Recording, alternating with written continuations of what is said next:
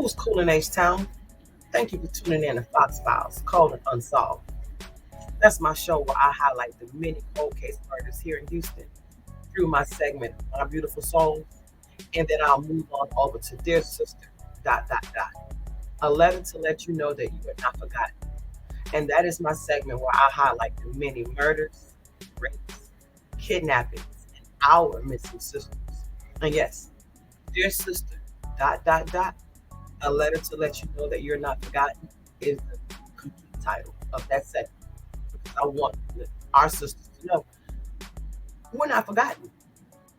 We matter. We're here, and we're not going anywhere. I'm Cass, H-Town's Army Brat. Let's get at it. Welcome, welcome, welcome to Fox Files Cold and Unsolved. I truly appreciate you all for tuning in today. And if you are no stranger to my show, you already know that this is an informative show about statistics on crime, statistics on murder, certain cases that we do bring up. We bring up cases, we talk about cases that matter, which are the cold cases, which are the sister cases. So if you, like I said, if you are a stranger to my show, I always like to give you some statistics, some informative information, something that give you an insight of what we're getting ready to get into sometimes. And that is my Did You Know? Little snippet. I call it a little snippet because it's not a long segment. We don't talk long. I just give you a short little Did you know about some stats and some issues, some situations, and some issues that we have when it comes to crime. So here we go. Did you know that? Did you know that between the year of 1978 and 1979, that there was an excess of 606 black men murdered here in Houston, Texas, because they were either gay or thought to have been gay. I mean, it wasn't even confirmed if you were gay. Feel like you got it, just hip or whatever the case may be. Then they felt like they had the right to take you out. And it's sad because in that era, if you were a black man and you were murdered, it didn't matter. But being a black gay man, it truly didn't.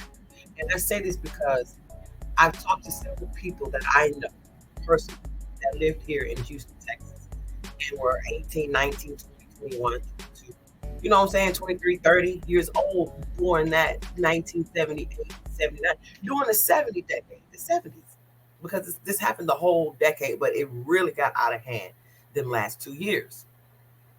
And not one person knew what I was talking about. Not one. Because it's like the media coverage, the coverage of these murders, these crimes, these heinous crimes did not exist back then. Yes, it was no secret how segregated life was. It was no secret.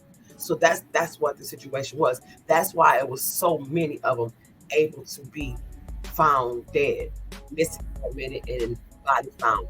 There was so many, 660 plus African American men murdered here in the city of Houston between 1978 and 1979. And it's the plus on there because they're also talking about the ones happened in the 71s, 73s, 74s, 76, 77.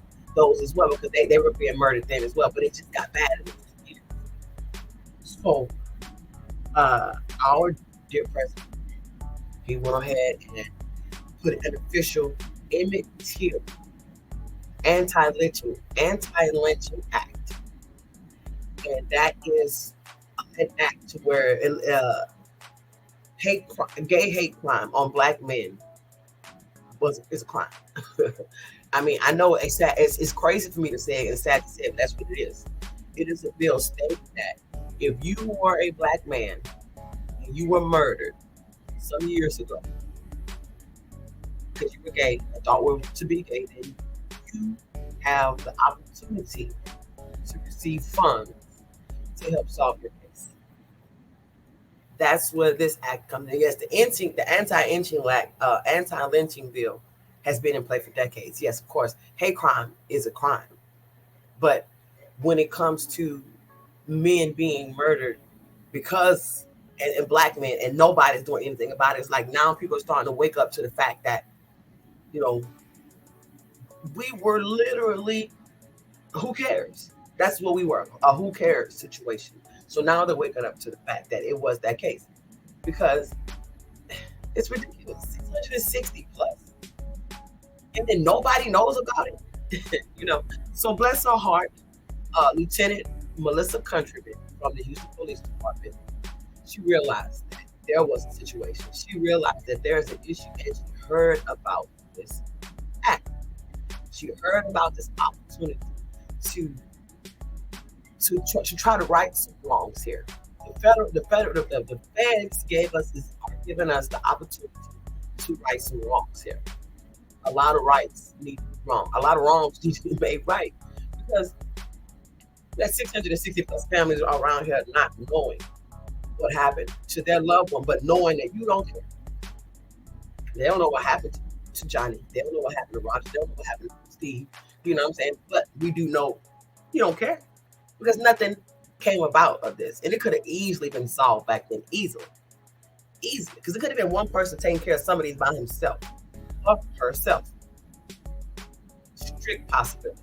Stern possibilities. But we're not given opportunity at this time to investigate because you don't care. It's just a beep beep. Get hurt. I don't know about that. And so who cares? But we care. And it's open now. So she got the bill. The city of Houston was approved $1.3 million in this Emmett Till grant. So now we have and this grant is strictly for taking care of these 660 black men murdered. Because this is what the act is about. It's about solving cases that includes black gay men that were murdered decades ago. We're just doing the 70s. Whatever city, whatever town and country, county, you know what I'm saying, take care of their own business. They got their own scenario.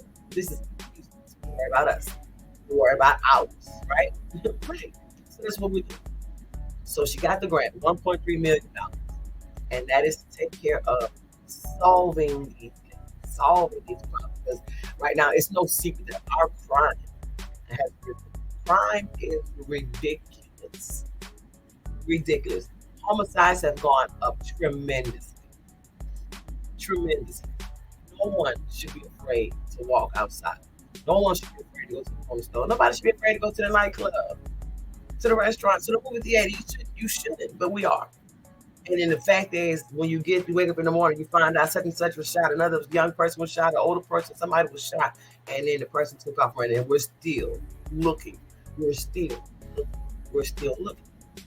So, out of the 660 cases, 104 have been identified. That's all. Good. Out of 660, 104 have been identified. And this grant was given to us in 2022. So within these 11 months, 104 out of 660, they're working. They are working. But out of 104, only 15 to 30 has the potential to be insolvent. Like, we have the evidence that we need. We have the evidence that we need to solve these cases. And that's the caveat of being able to receive the money in the grant, from the grant. Well, being not the money, being able to get your case looked at from the grant, because you have to have evidence. Leading evidence is going to tell them who could be responsible. You have to have some kind of fingerprint. You have to have some kind of DNA. You have to have something to let them know how to work this case. That's the only caveat. They need to know how to start. You can't start at your start point because it's so old. 43, 44, 45 years old. So we need, help us out. Not saying they need because it has to be found with the victim. The victim has to have some kind of DNA or fingerprint evidence or, on them or with the around the crime scene to where they can work it. They have to have somewhere to start. So if you know anybody or have heard of anyone in your family's family, sister family, brother family, cousin family, you got a family, a friend, and a friend has a family, a friend has a family. You know, my grandma used to talk about how her brother, you know, or my auntie used to talk about how her brother or her son, or in the 70s. So somebody, you know. If you do, and if you are that person who knows, please do not hesitate to reach out to the Houston Police Department. Cold Case Squad at 713-308-3618. Or if you want to stay anonymous, always reach out to our anonymous tip line. Crime Stoppers at 713-222-TIPS.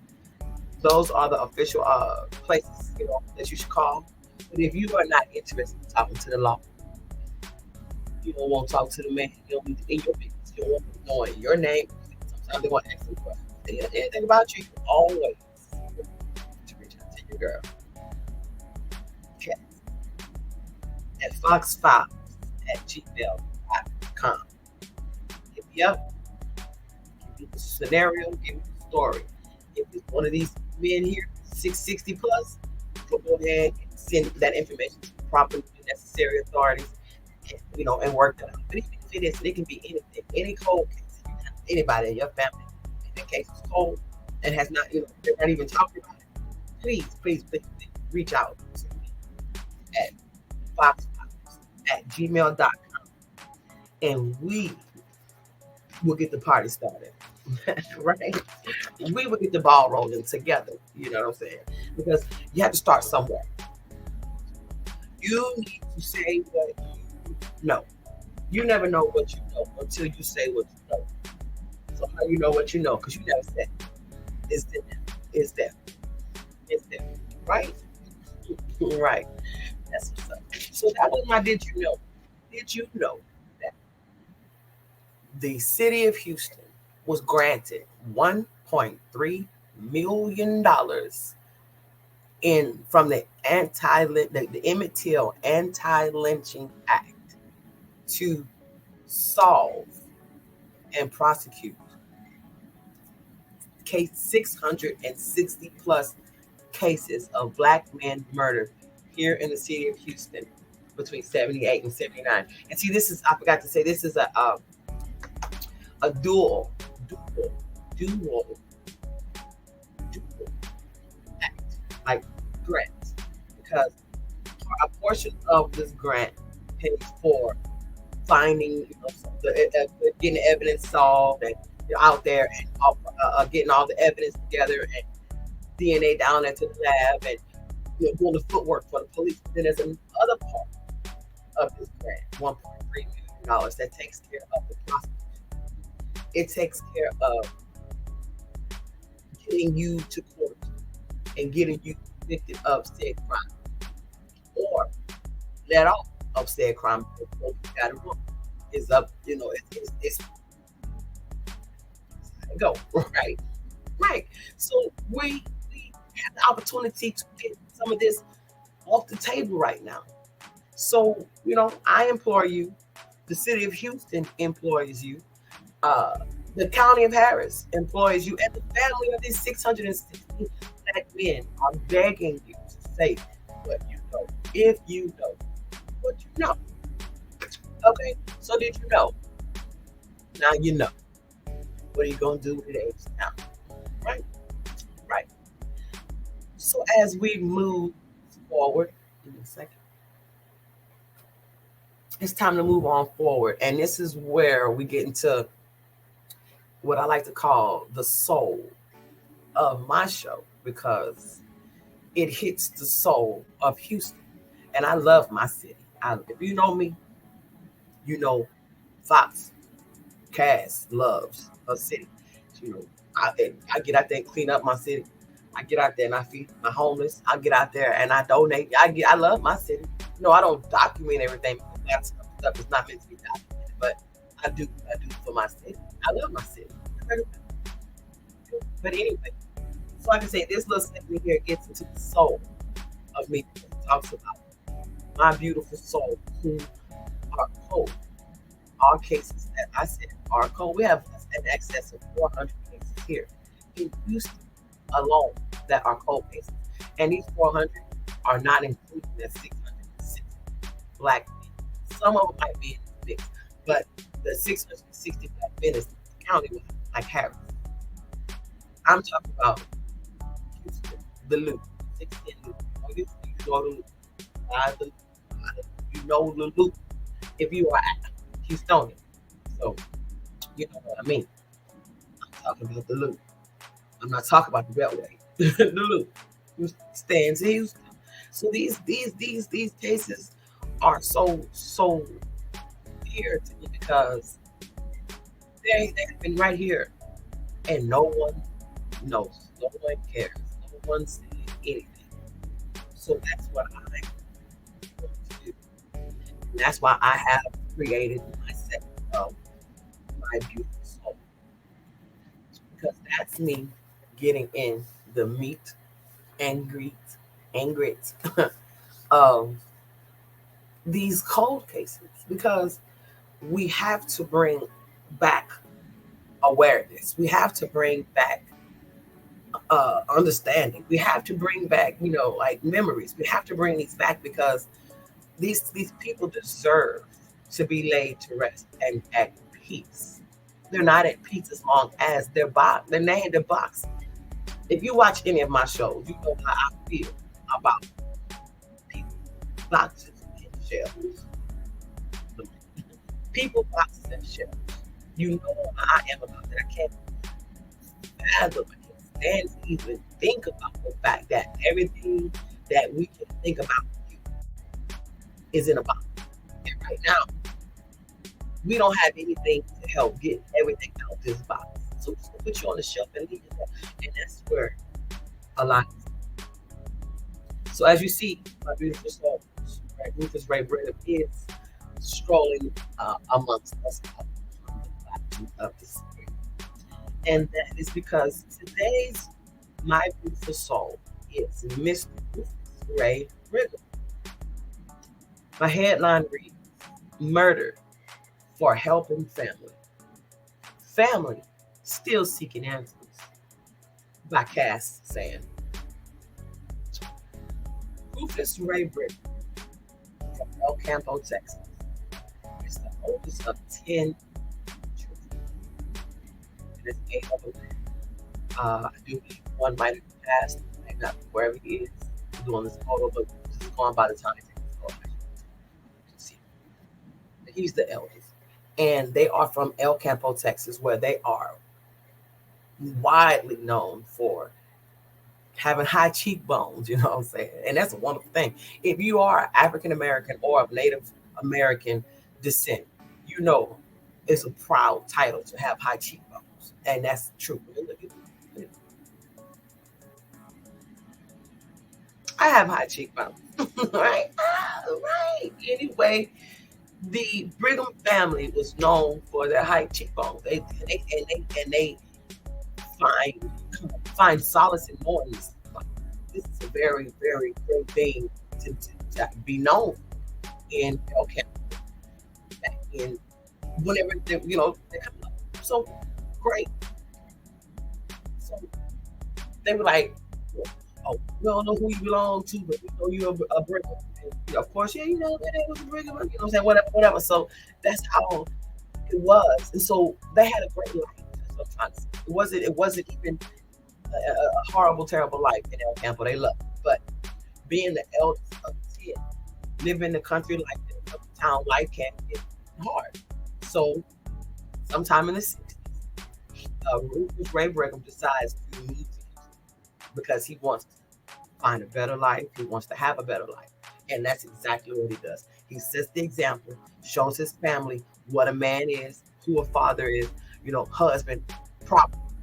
and they to the fact where somebody decided to come on down and move to Houston as well, right? So they like everything's great. Good job. Fine. Beautiful woman, married, making family. They have a daughter. Beautiful. And they build a life.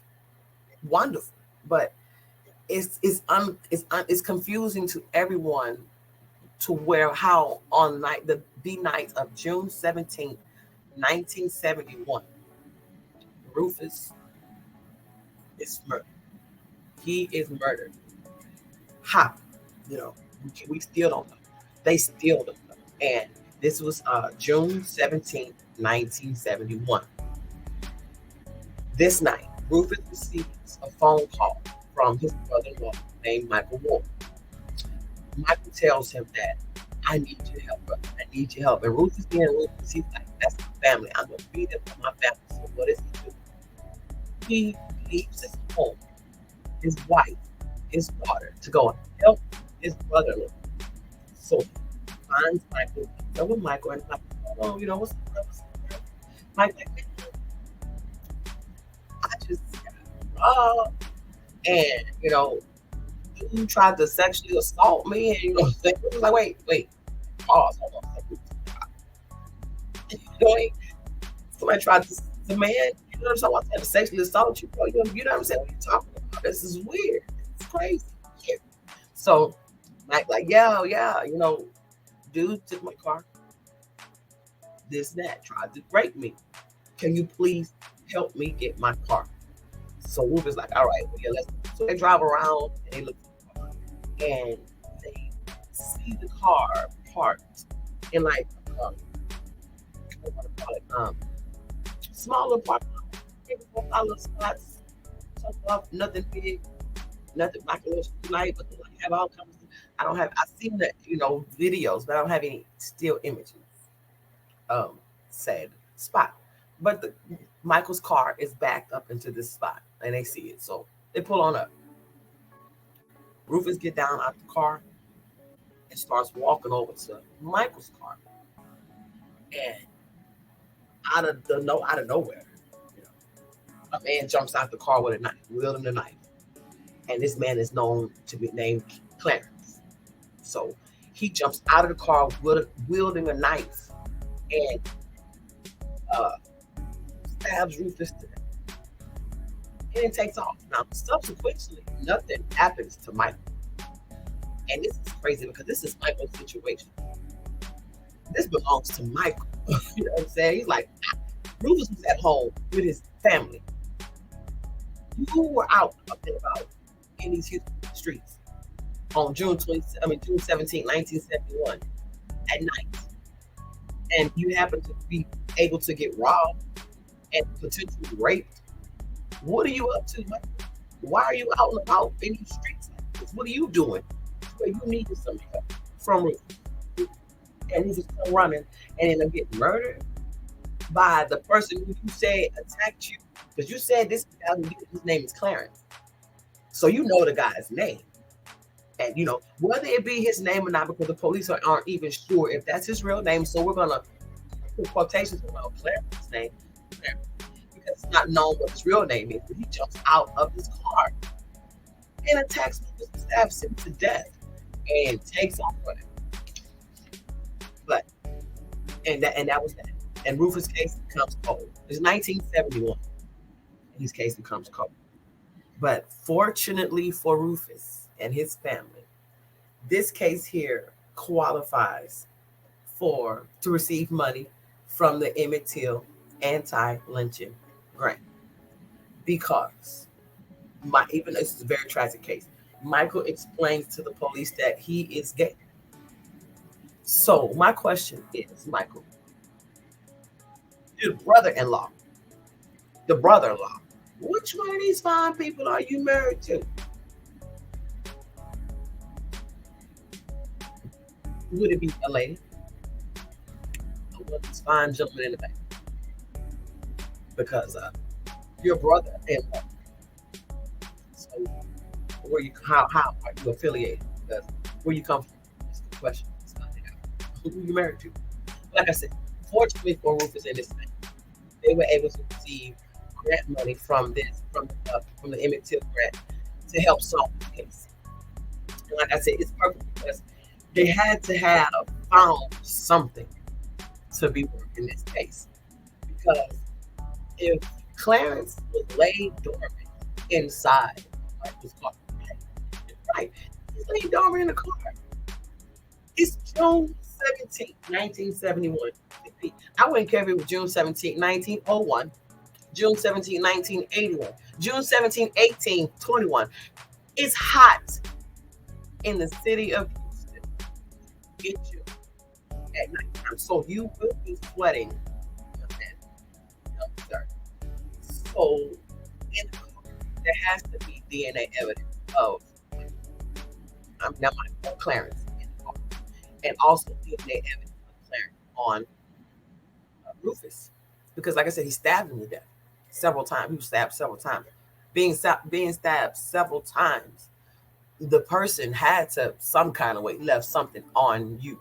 But it doesn't matter if you left anything on you, because if he left anything on Rufus, it doesn't matter because the crime scene also is the car.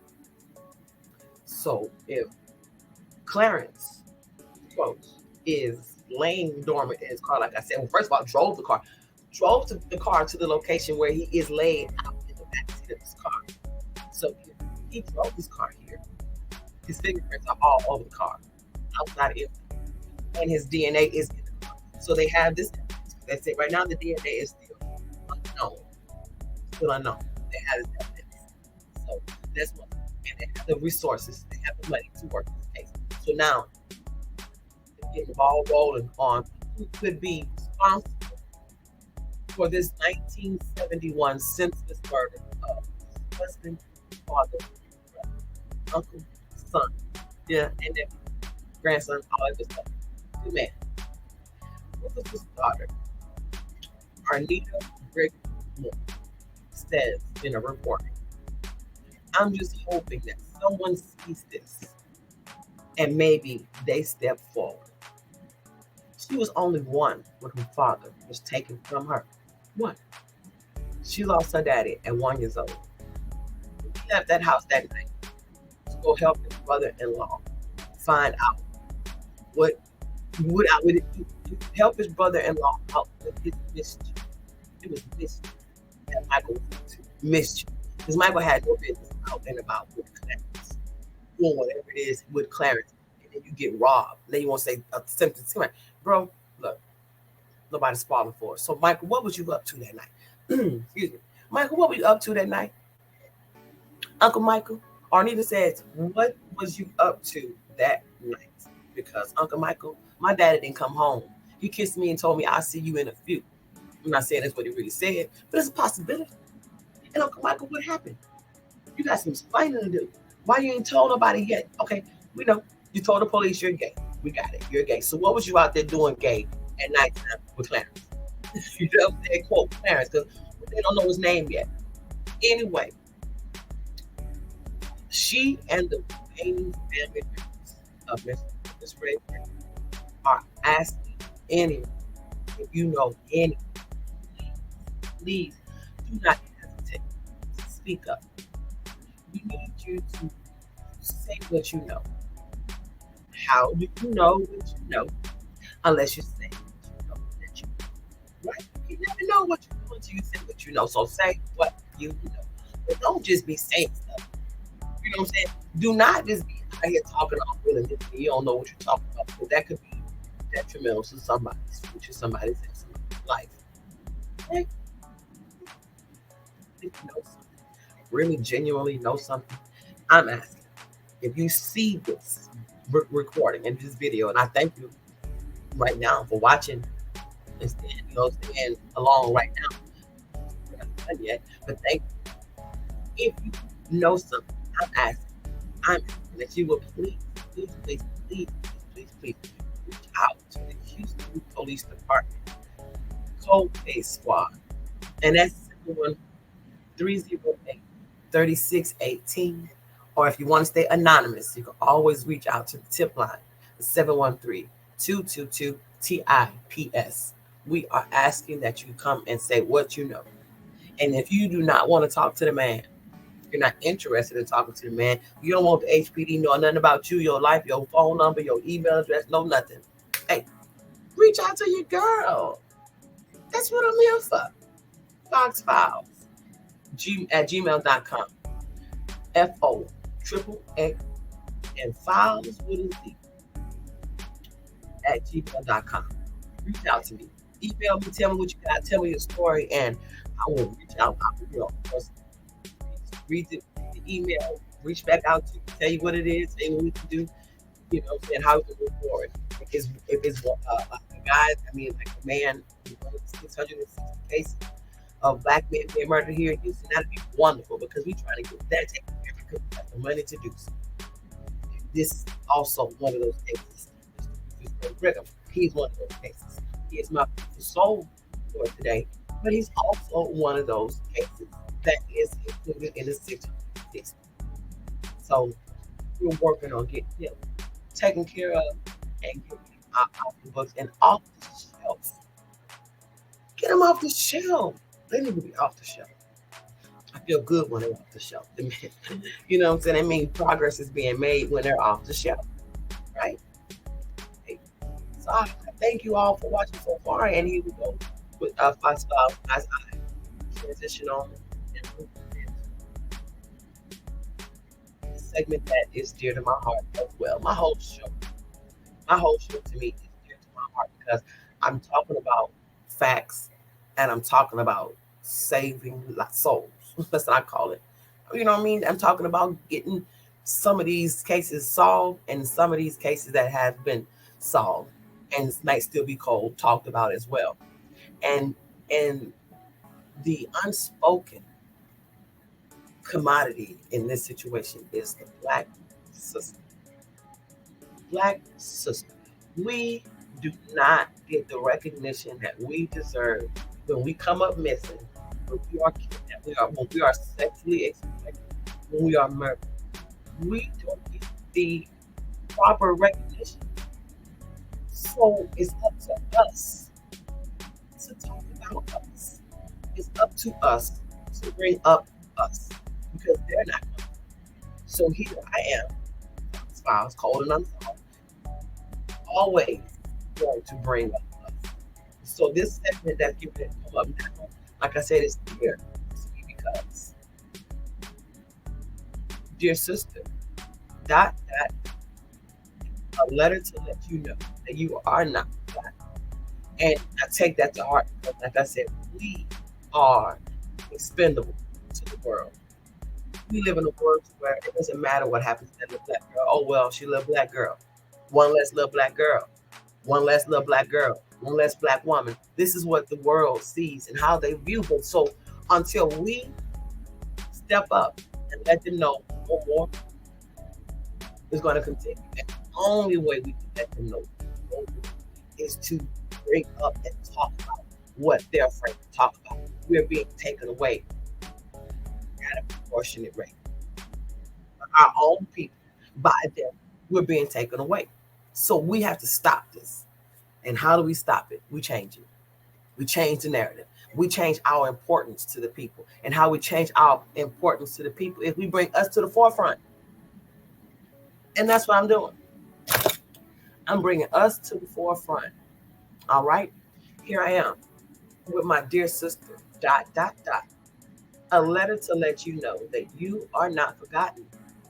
And today's dear sister headline reads, duct tape, found, throat slashed, and left for dead by Cassie. And today's dear sister, sweet old, Beyonce Hawkins. Beyonce Hawkins.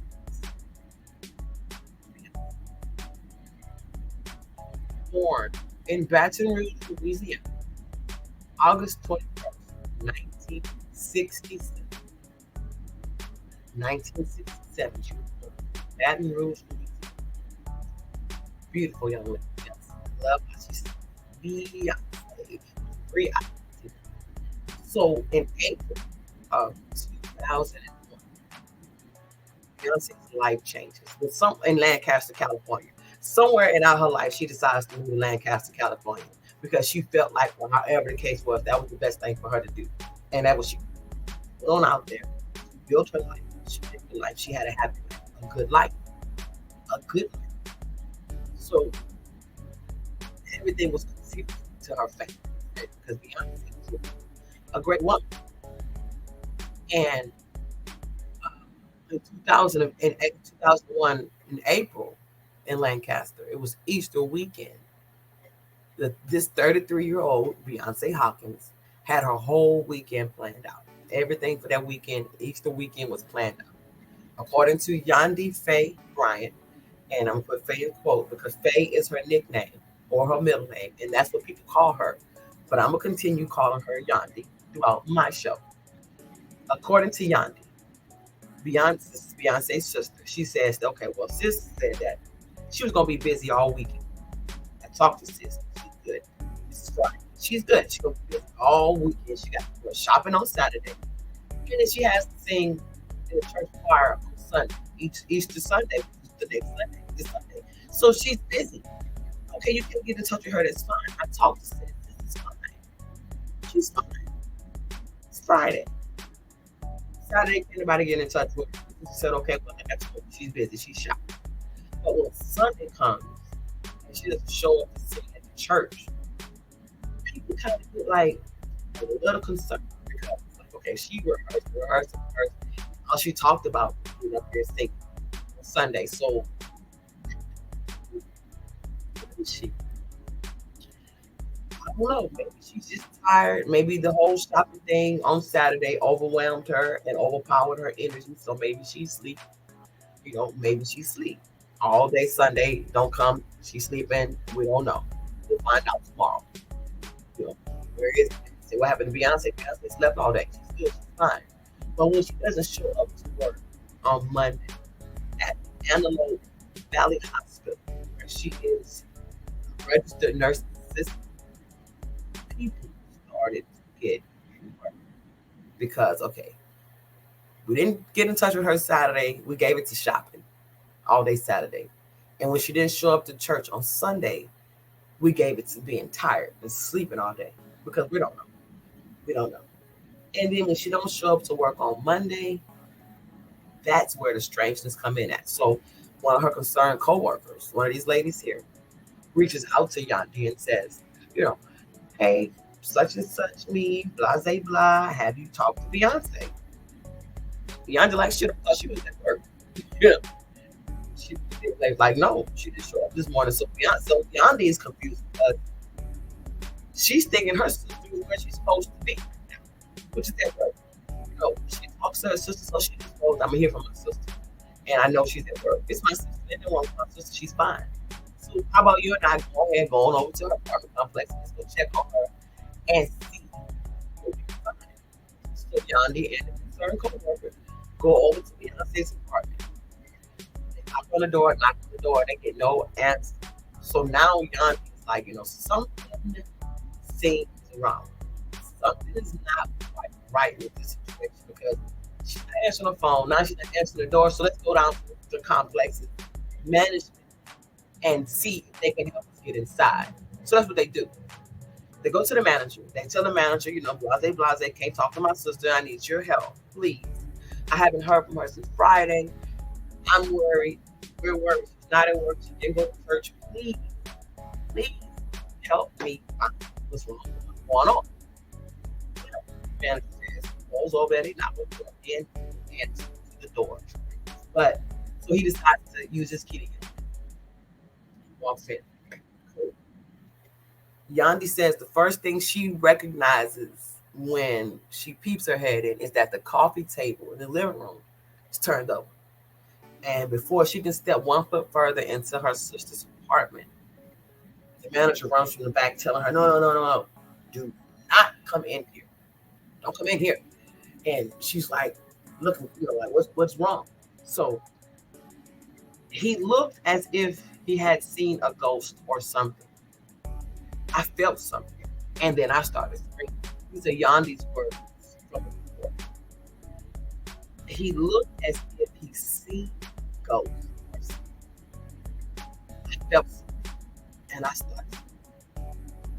Yandi said, and Yandi was not allowed inside her sister's apartment. And this is why, and this is when she learned what had happened inside that apartment. Yeah, Beyonce Hawkins, 33-year-old Beyonce Hawkins from Baton Rouge, Louisiana, living in Lancaster, California.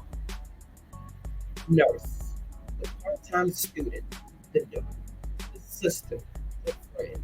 She was found dead on the bedroom floor. Her mouth was duct taped shut. Her hands were duct taped behind her back, and her ankles were also duct taped. Her throat was slashed. So this is what the manager ran out the room from. The coroner says that there was no sign of sexual assault and that she died from asphyxiation. So that means she died from choking to death. She choked to death on her own blood in her own house, most likely by her own self. But who is responsible for this? By the whom? You know, what in the world happened to Beyonce Hawkins this weekend? The police said nobody heard from Beyonce since Friday. So what happened to Beyonce? There was no sign of forced entry, nor was there sign of forced exit. So either this person was friendly with Beyonce, she let him in, or this person was already inside waiting on Beyonce, or this person had a key. Those are the only three scenarios. There's no broken windows, no broken doors, no nothing. So as the you know, as the investigation goes on and moves on, they find out that Beyonce was in a relationship with a 30-something-year-old man named China. She introduces him to everybody as China. This is China, it's China, being China, China, and China, China, China. So that's all they know is China. But the family is actually impressed by this China. You know, he's a 30-something-year-old businessman. He met the people, he met the family. When he sees the family, he's dressed in a suit, he has on a tie, he's very debonair, he stands straight, he knows his stuff, he knows how to talk, he knows, and the mom is like, okay, yeah, he's very, because he's well mannered. It's very well. Yes, ma'am, open up the door, chairs. Are you hungry? Can I help you? Can I? You know? So they're like, not, it's China. That's the only guy I know her to be with. But in reality, you know what I'm saying? When we snap our fingers and wake up, this 30-something-year-old businessman named China is actually 21-year-old gang member named Eugene Ross.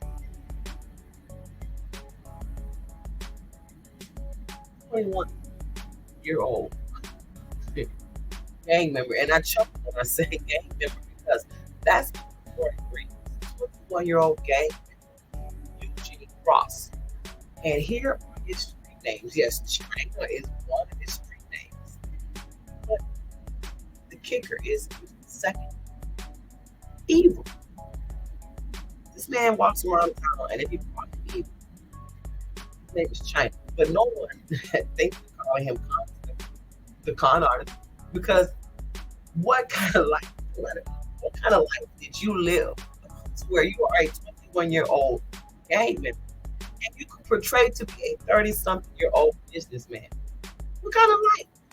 Who raised you or didn't raise you, or how were you raised? Because you're 21 and you are convincing people that you're 30 something years old.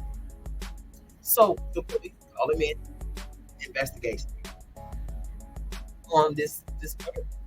And this 21-year-old gang was able to uh, caress and convince police that he was innocent. He had nothing to do with this. So he was no longer on under suspicion. He charmed his way out of this. 21-year-old Eugene Evil China Ross. Charming, charming young man. Look at him. Very charming. Very charming. Very charming. And he's convinced these people that he is 30 something years old. 30 something years old. So here it is Beyonce. Like, okay, I'm 33. He's 30 something. We are really do something for ourselves. He loves me. I love him. He loves my family loves him. It's time to go on and live life. It's time to be one. Stop bad. He's 20 something. 20 something. And then the police have to let him go because, like I said, he charmed him out of the anything. So he gone. And they have to continue with the investigation. And while they continue with their investigation, Beyonce's family is left with the horrific fact and the horrific act of having to bury their child, having to bury their sister, having to bury their friend, or their nurse. You know what I'm saying? Their employee. They had to do this while their police investigated, and they investigated until the case turned cold. Turns cold, and guess where our Beyonce sits on the shelf in a box. In a box. But no one knows anything. No one's seen anything. No one saw nobody leave the apartment that day. Or did you see anyone leave the apartment that day or that weekend? You know, it's 2001. So surveillance is not like it is now. It's not. But did you? Did you see anything? So, what's his name? Eugene? Eugene China Ross. Eugene China Evil Ross. Evil China Ross. Eugene Ross Evil China. However you want to do it. He moves to Las Vegas, Nevada. When did he move to Las Vegas? We don't know. But we do know that in 2006, he's in Las Vegas because he was convicted of murder in Las Vegas in 2006. And he was convicted of killing one, Joseph Kelly Smollett, 22 years old at the time of his murder. Here is 2006. So he's one in 2000. It's 2021 and 2004. Here it is, 2006. It's not good. He's 26 years old. It ain't no telling what age he's telling people he is now. People tell you he's 50-year-old contractor. All these possibilities. All these possibilities. We don't know because he's a con artist. But anyway, he said so Joseph Kelly, 22, is murdered. And his body is found with this. Hands duct tape behind his back, throat slashed. And he is wrong. But who's to say Beyonce was not wrong? Because her house was raised. The living room was tossed, you know. So to say that she was wrong, there's a possibility of that too. So he was sentenced to 20 to 50 years in prison, in Las Vegas for the murder of Joseph Kelly Smollett. Now, one cannot help but recall the similarities to these two crimes, and with the same person being a common denominator. Both people knew this guy, and one person is already convicted of killing in the same manner. Another person was murdered and knows this guy years ago. So we have to kind of think back to this day. You know, the authorities are still looking at Eugene Ross for this murder. They're still looking at it. You know, because the family cannot and will not rest. And they shouldn't have to. Lancaster police needs to step up and do more research on this. The family is so distraught that the sister has built a shrine in her home for her sister. And these are what items that I'm assuming was her sister's favorite. SpongeBob, popcorn, baby, little babies and teddy bears and dolls, whatever, whatnot. So she built this because she needed to feel like she needed to be close to her sister. So my question is your sister in there? Is this place haunted? It feels like it looks like a place that, you know what I'm saying? The gumballs will start rolling down the machine by itself. The sponge mess around and say stuff. It starts to hear the dog baby will fall down and the dog will start barking. It's like, come on, girl, what are you doing? What are you doing? But it's beautiful. And that's what they have to go by when it comes to their lovely Beyonce. Or they can go down here to the cemetery and visit her, and say hello and talk to her. But it's never the same as her and her son. It's never the same. It's never the same. So the family and concerned citizens and friends of Lancaster are asking the Lancaster Police Department to please reopen this case. And when you reopen this case, they want you to specifically focus on the tape. 2022, 2001, 21 years later, that gun tape has evidence on it. Your boy probably didn't use, or your girl, whoever could be, you know what I mean? Probably didn't use gloves and probably didn't have scissors. So rip with the mouth, DNA, fingerprints. So Lancaster, your residents and the family members and friends of this beautiful lady who was found found throat slash, and left for dead. What are you gonna do? Are you gonna reopen up this case? And are you going to specifically focus on the drugs? Our technology has vastly improved since 2001. So, what you gonna do? Lancaster, your residents, your people are calling you out saying, "Hey, let's do something." Because Beyonce did not deserve, and if to go through what she went through, and if Eugene China Ross is the reason why Beyonce is gone from her family, you know where he is. You know how to get to. You know how to get in touch with him. It ain't like you can't find him. You know exactly where he resides because we do too. So, if you or anyone in your family knows anything about this case and can remember anything about that night, this happened April 2001, Easter weekend in Lancaster, California. If you recognize these apartments, if you knew anyone who lived near that apartment, if you knew Beyonce, if you knew any of her co-workers or sisters or friends, please do not hesitate to reach out to the Lancaster Police Department at 661 984 8466. That's 661 984 8466. And then again, if you are here in Houston, you're not interested in talking to Ohio, you're not interested in going that far up north to the east or west, you want to stay down south in the Gulf because it feels good down here and it's more comforting and relatable.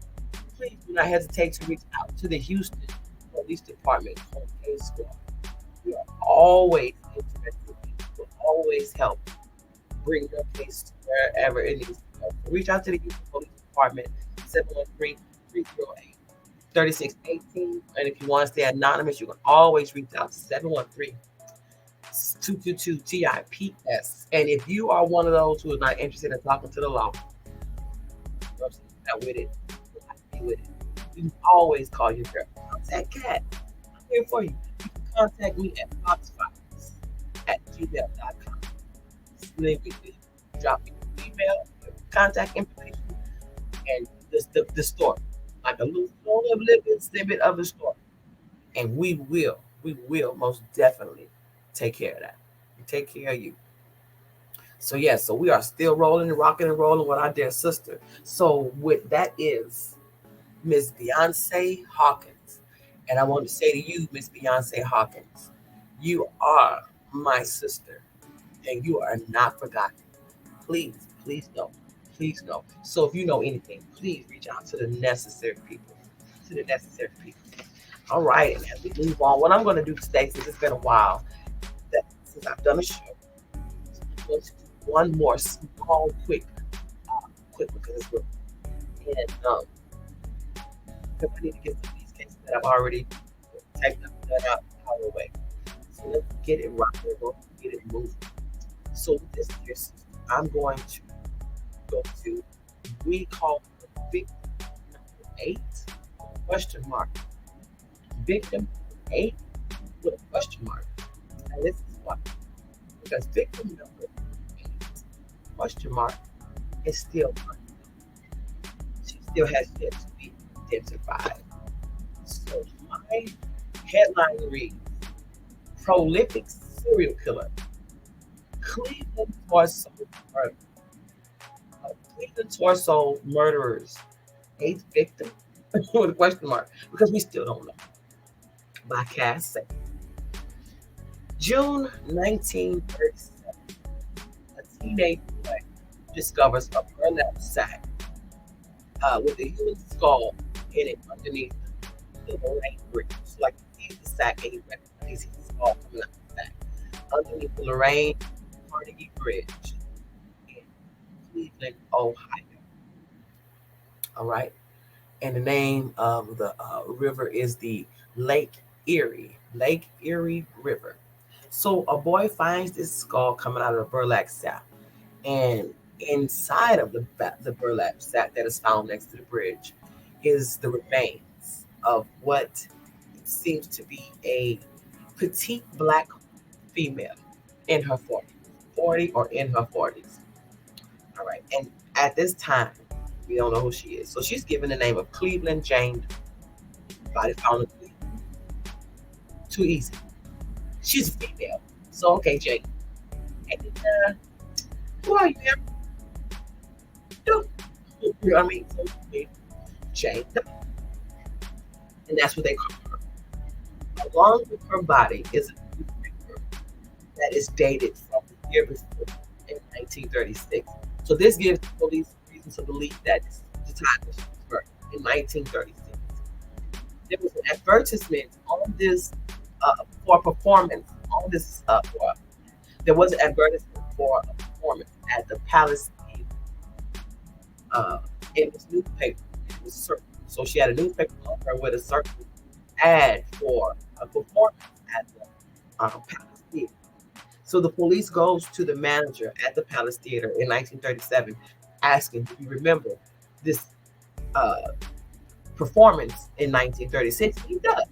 He's like, "Yeah, African American girls come on up there and they dance, and they were a member of the Niels T. Grantland Girls, a performance review.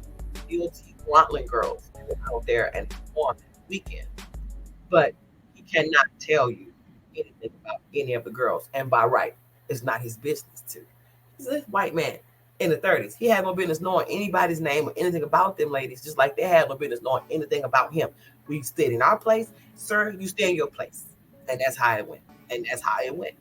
We're black ladies doing our own thing. You know, white man trying to come in here and try to tell us nothing. Unless Niles T. Grantland was a white man, but we don't know.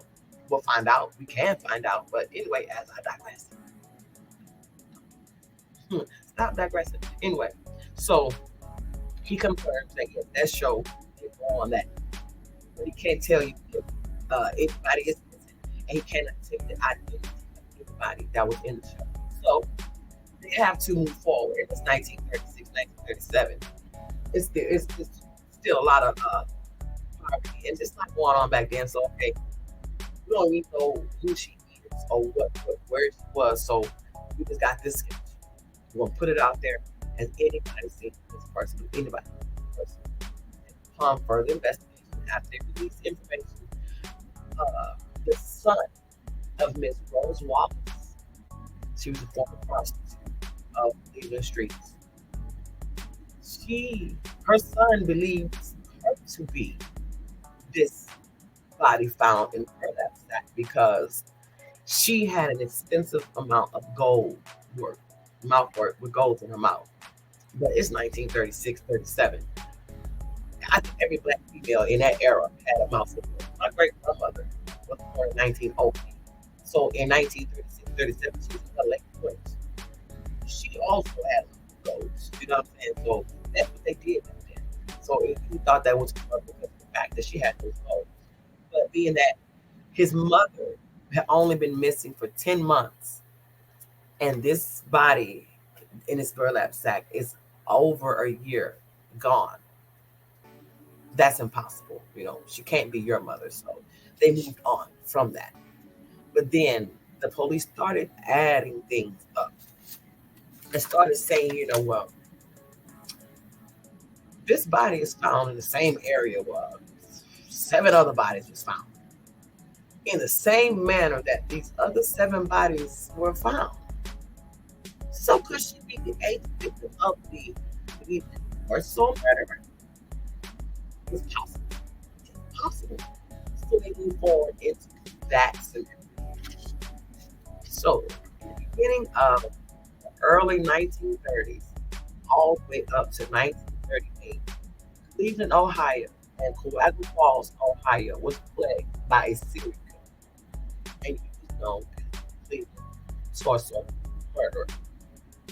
There has been a total of 12 victims attributed to this killer, but police think that he or she is responsible for dozens more in cities like Cleveland, Youngstown, and one even as far as Pittsburgh, Pennsylvania.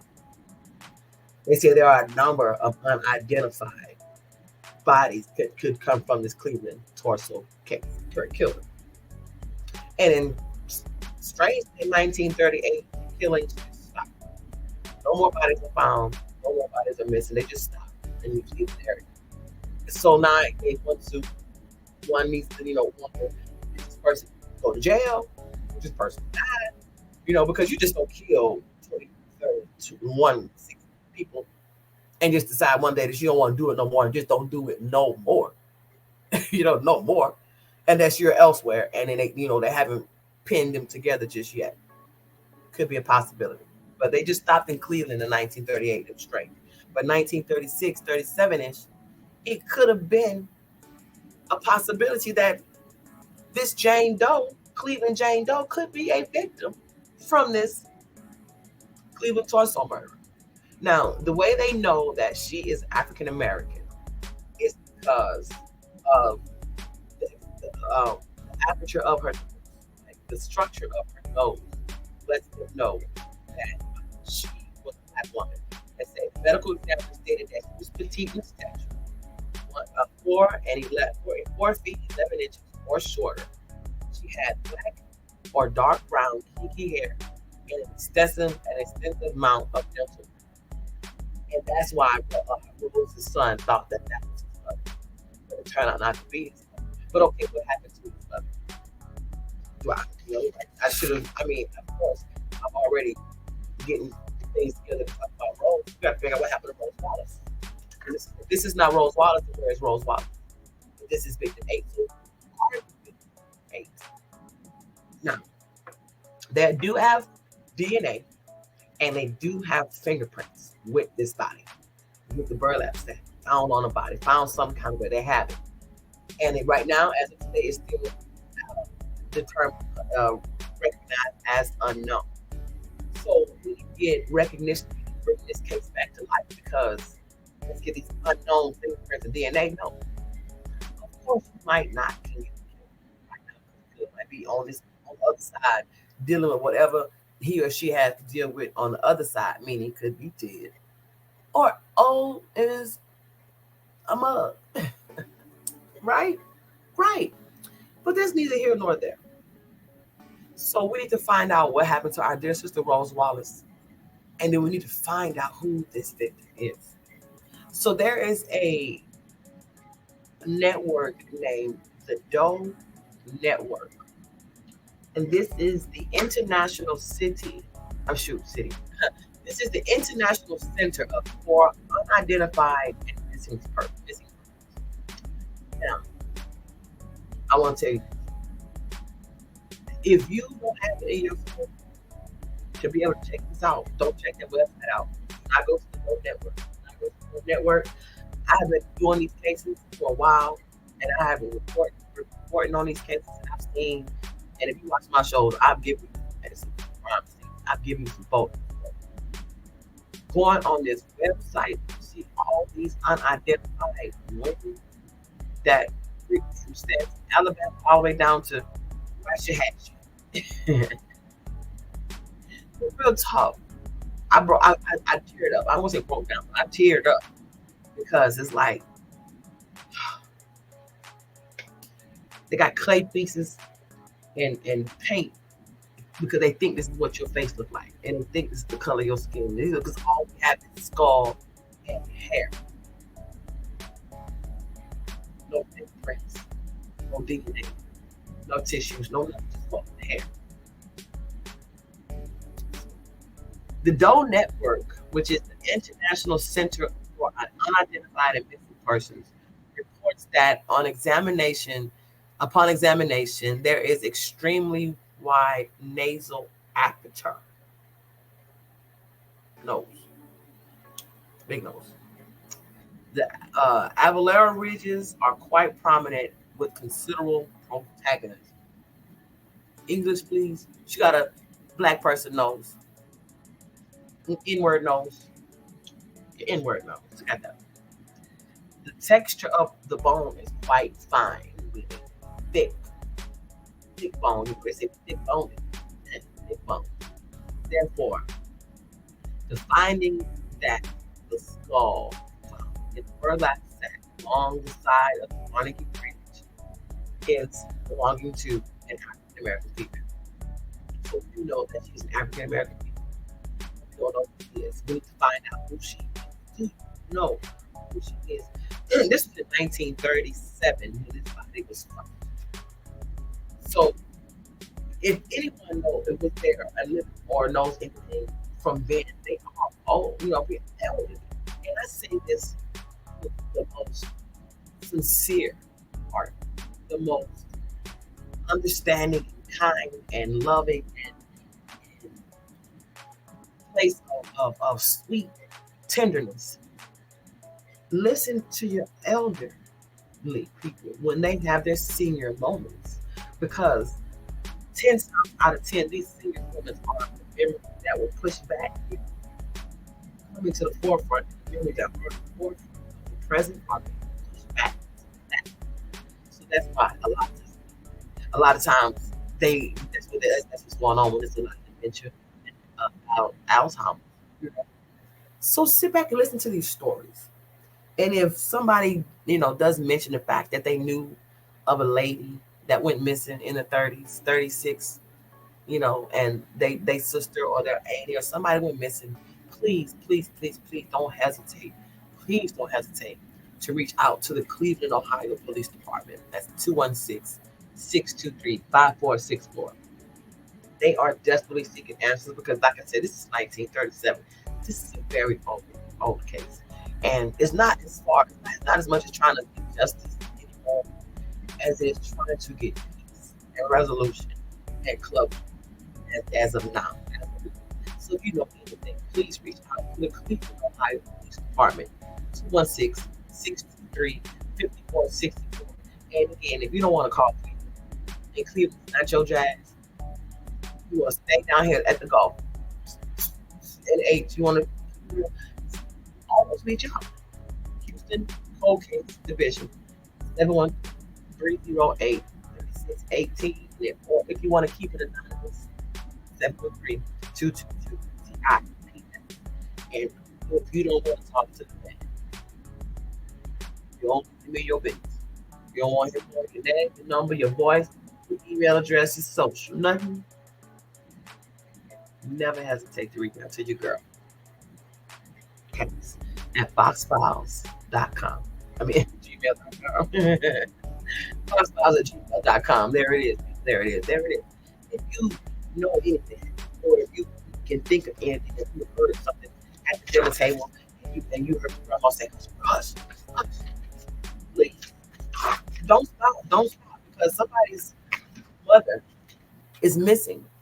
Somebody's loved one is missing, and Rose Wallace is still missing. Or not, not missing, but still unidentified and still not, missing. No, she's still missing. So yeah, Rose Wallace is still missing.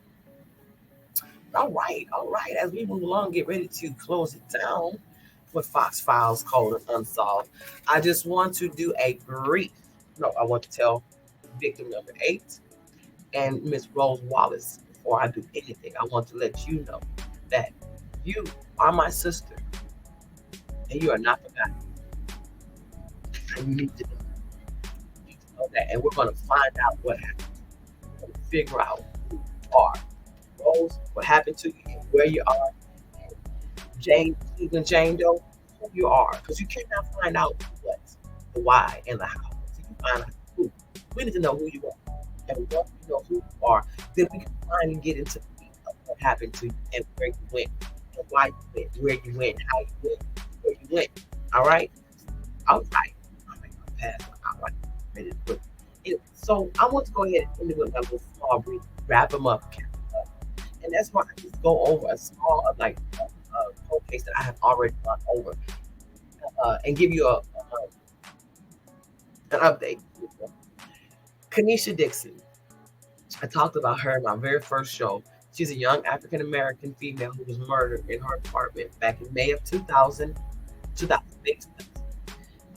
When she entered the door, she already had a pistol in her hand because she was in fear of life from somebody. So her roommate, who was a guy, gave her this pistol.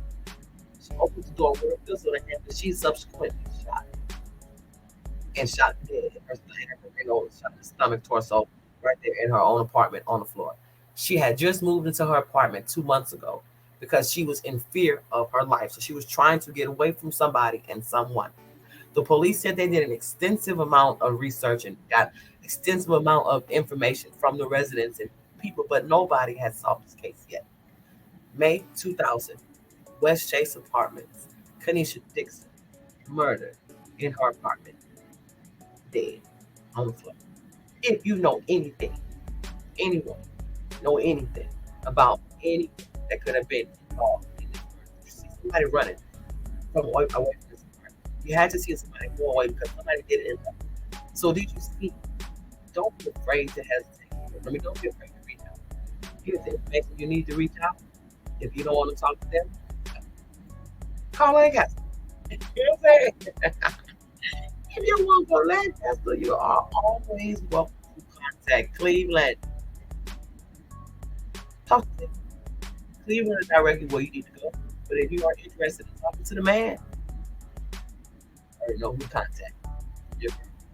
All right. So that does it for me today, y'all. This is Fox Files, Cold and Unsolved. First, before I go, one more thing. I got to give a shout out to my boy, Jesse Brown III, at JB Bankroll for this, my own very personal beat. I do own the right to this song.